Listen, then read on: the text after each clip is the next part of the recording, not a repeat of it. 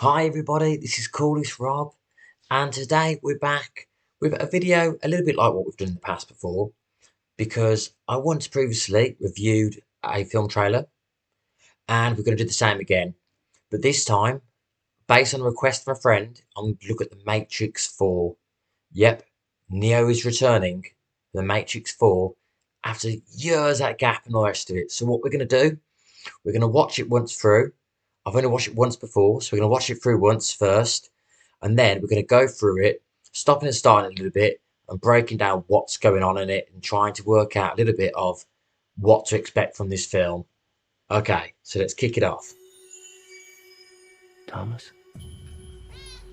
You seem particularly triggered right now. Can you tell me what happened? I've had dreams that weren't just dreams.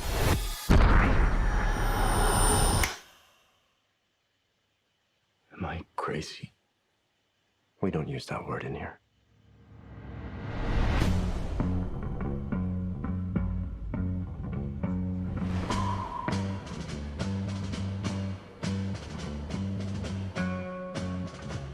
Hi.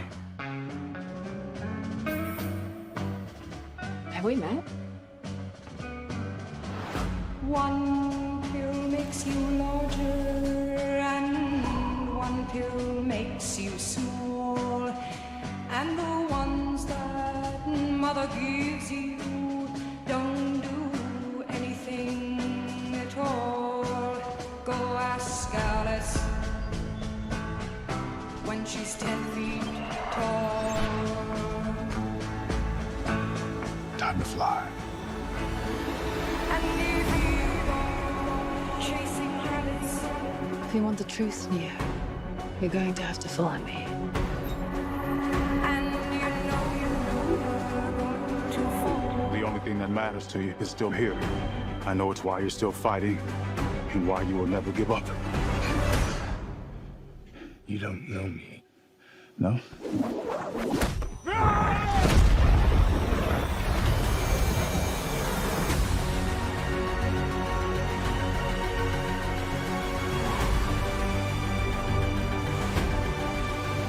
When logic and proportion have fallen, so be dead. And right is talking backwards, and the red queens are overhead. Remember what the Dharma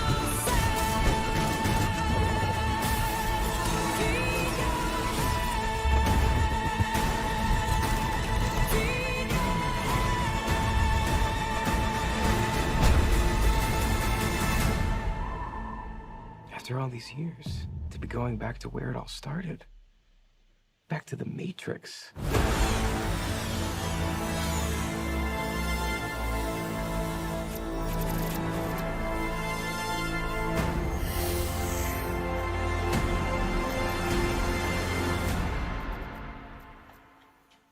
Okay then, so let's go back to the start. Okay, so first of all, the name Matrix Resurrections. Obviously, they've gone for that, resurrecting not only the film franchise, but also the characters regards to the sort of like resurrecting sort of the whole story behind it, aren't they? Because let's be honest, everyone thought that The Matrix was sort of that trilogy done, dusted in the past. So they've then decided to redo this and try and look at sort of how they can reboot it and sort of make a really good comeback from this film. So let's be honest, when this originally first came out, the first Matrix, everyone was like, wow, look at the effects, how cool it was, Neo dodging bullets and all sorts. So it's going to be interesting to see if not only with the effects that they had back in the day, to see if they use them, obviously, again, which looks like they will, but also will they try and have anything else that sort of is groundbreaking and sort of makes people think, wow, once again? Because if you remember, in lots of films, like scary movie films and all sorts, they all ripped off the whole Matrix, avoiding the bullets and so on. So it'd be interesting to see if we get lots more sort of moments in this film where sort of they're going to be iconic. So what we're going to do is we're going to start it, but I'm going to keep stopping it so we can look at basically the breakdown of what's in each part, okay? Thomas? You seem... So instantly, first things first is it's been clear that from everything I've looked into that no one has been able to work out exactly what city it's supposed to be based in, which we don't know if that's going to matter or not, but obviously some people have said, you know, that they weren't sure it's going to be based in similar locations to where it was the previous films were. And instantly, I love how you got the black cat, which is sort of, you know, superstitious there. And if you look at it, he's sort of in therapy, which is if it's like he's trying to battle his own demons. And it's almost like, from what this trailer's showing, it's almost like he's having dreams or memories based on what his old life was, but he's trying to work out if it's, you know, something just in his head messing with him or whatever, because I suppose he just thinks that it's, you know, his own issues and doesn't realise that there's potentially truth to what he's previously gone through. But yeah. particularly triggered right now. Can you tell me what happened? I've had dreams that weren't just dreams. So as you can see, lots of this, those were quick snippets of stuff, such as him, obviously, I suppose, in the real world outside the Matrix, as well as moments from, you know, him experiencing his true self. Am I crazy? We don't use that word in here. What I will say is, in this scene here, this might just be me, but the red and the blue for the pills and the rest of it seem to be very iconic in these films. And I just feel that even in this trailer, even he's going through this, the blue of his glasses seems to be very sort of stand out. Whether it's for a reason or not, I'm just saying it seems they sometimes seem to love these certain key colours to really sort of, you know, be iconic in these films. And also, if you look at his look in this one, I know that it's probably around the time they were making John Wick, and you can see because of his image, obviously so much like, you know, John Wick's style, that you can tell that, you know, that's part of the reason why in this film he looks the way he does compared to the old school Neo back in the day.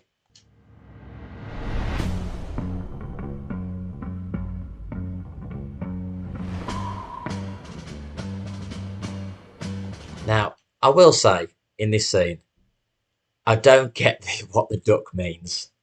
Because a bright yellow duck, I mean, who knows? Maybe that point he's going crazy, but maybe somehow it'll end up making sense. Or unless it's the whole duck out of water. I don't know. Hi. With this part here, we can see, obviously, that some of the characters are going to be sort of seeing each other, meeting each other and stuff like that. But they don't seem to have any memory. It's almost like when they touch, they can almost sense that they've had some sort of connection or something in the past. But I suppose with what's going on in the world now for them, like their memories have pretty much been erased. So it's just sort of almost like a gut feeling. Have we met? One pill makes you larger and Now, the blue pills, I know they've always been iconic in the Matrix franchise. The blue pill and the red pill, which one will you take? But I wonder, this is my own personal sort of take on this film so far, the trailer, is that if you notice, not only has he got lots of blue pills he's taking, but also in this trailer, at one point, they're like pouring away loads of blue pills and the rest of it. And I wonder if the blue pills, by people in the world taking these blue pills, it helps keep them sort of forgetting what once happened. Because it seems like when he's sometimes looking in the mirror, whether it's maybe he's not when he's not taking his pills, he's sort of seeing what he thinks is weird stuff going on. Maybe it's because he's then seeing the world more for based on the previous version of himself without the influence of the blue pills affecting his mind and sort of keeping him sort of, brainwashed maybe, and sort of, having sort of like the amnesia of what's gone on. But, we'll see. One pill makes you small, and the ones that mother gives you. You can see that he feels like he doesn't belong, and that he's sort of going through the motions as if, sort of in this world, but he feels like something's not right. He doesn't belong. Oh, went off it completely there. Oh no! We just went to trailers. What's going on? Climate change affects all of us. This is your chance This is what to do happens something good. when you mess up in the middle of a video. Oh no! Who cares? Right, so let's skip forward a bit. Where were we? Sorry guys, there we go. Back to the lift. Mother gives you. Don't do anything. Look, blue pills once again. See, they seem to be as if it's very iconic. And did you notice the book there, Alice in Wonderland? See, quite ironic that Alice in Wonderland, where it's almost like going through the hole, the rabbit in the hole and stuff like that, sort of the ironic sort of thing of the white rabbit and so on. When she's 10 feet tall. Time to fly. Now, with this scene, I know years ago you had Lawrence Fishburne and all the rest of it, with the red pill, the blue pill, and so on, and it was cool. Now, I don't know if this guy is supposed to be replacing Morpheus, or just another character that's sort of trying to redo that iconic moment, but I will say, and this might be controversial here, but why does it have to be sort of, I don't mean to, I'm not racist in a way, but why does it have to be a black guy with the same sort of stuff, like same sort of glasses and so on? Why does it have to be someone who basically looks pretty much the same as he did in the first film, repeating the same moments? I know it's an iconic moment, but, could they not have sort of created it with someone who looks slightly different rather than having to be almost trying to have someone that practically looks the same? I don't know. Maybe that's just me, but I suppose sometimes I do feel that sometimes in films they almost typecast to try and repeat moments and roles rather than sometimes thinking to himself, John, this is a new film. Can we mix it up a bit? Whatever. Who knows? Comment what you think about that.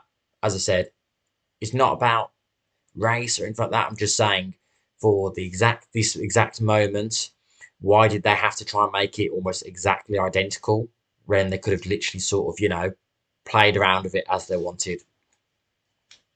The red and the blue pill.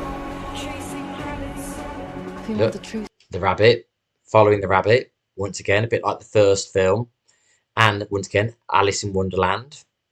near. And I think that lady You're going to Tell have to could fly. potentially be key to the story. I think she's going to be a bit like Trinity in the first one, who sort of leads him back on the path to find himself. And why you will never give up.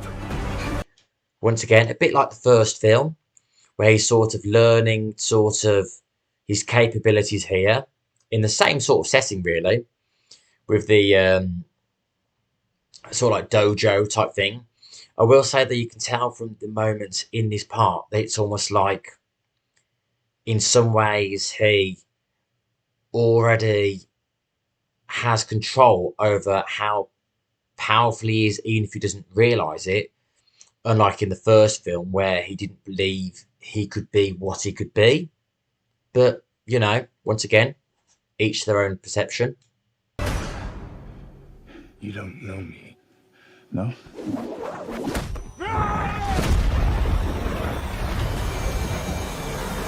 That went for bang. Christmas stand. Now, as we can see from there, that you can see that, like in the previous, you know, there's elements of this film that are going to be sort of based in the real world, where you can see that the computers or the robots, whatever you want to call them, still are playing a big part in their control over the human race and the world and all the rest of it. So what will be interesting is to find out sort of what happened for them to regain this control, or sort of re-enslave the people that they had control over and so on.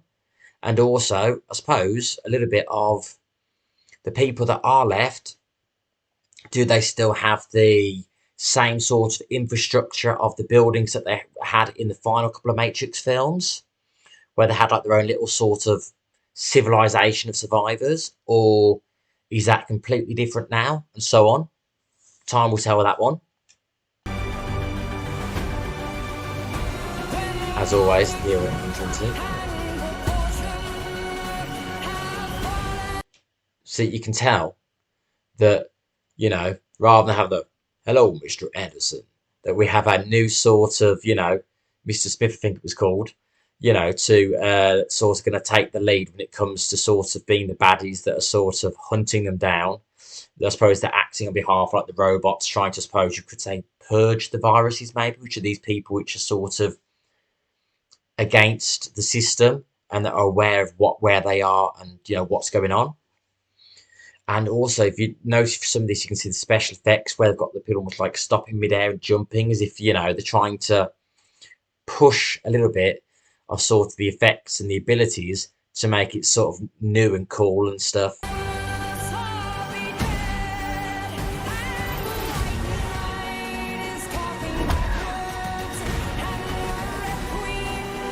See, now some of this, obviously, I'm not stopping too much because we can see there's going to be lots of action and lots of cool effects and battles and so on. But obviously, from what we can see in this trailer, it's not sort of clear as to how it's going to pan out and in what way.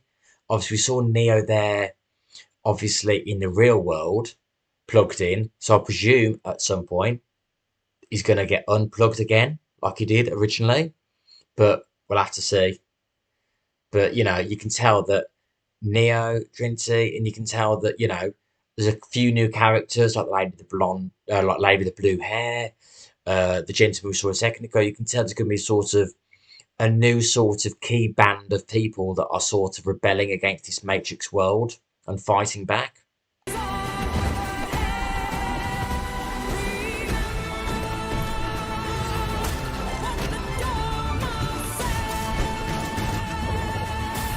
However, what's cool there is it looked like, I could be wrong, but it looked like the equivalent of the Mr. Smiths, whatever, looks like they haven't just gone for the same guy controlling all of them. I could be wrong there, but as you could see, there was different people, like, you know, black, white, and all sorts in the suits, rather than it just being a case of the one guy who keeps taking over the bodies.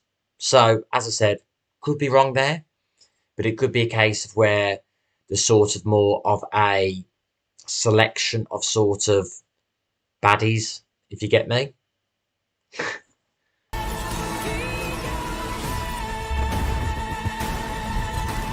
As you can see, Neo controlling bullets and stuff there. So you can see that he sort of regains his ability to sort of control and almost stop them in thin air. Cool.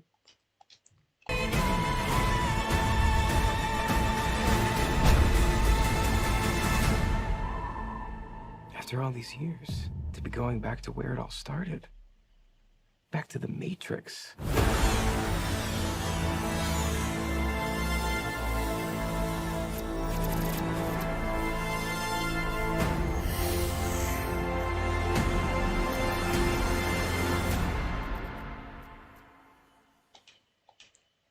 So look, we can see it's going to be action-packed. We can see that Neo obviously is the main character. Trinity is obviously going to be a main character. We've got the gentleman who I don't know his name yet, who's going to be the equivalent of Morpheus. We've got the lady with blue hair. And we've got that other gentleman who literally you can see are also going to be forming like this band of people that are trying to sort of free themselves from the Matrix and sort of bring it down. We can see we've got the new sort of equivalents of the Mr. Smiths, you know, hello, Mr. Anderson. I don't know why I keep doing that. And we can see that, let's be honest, it's going to be one hell of a roller coaster of film. Personally, I think they've tried to, in many ways, reboot the Matrix by trying to sort of have it so that, like the first film, that the characters are having to, mainly Neo, having to discover that the world that they're in isn't the real world, and then from there learn their powers and strengths to be able to then sort of free themselves from that world and then try to sort of bring it down.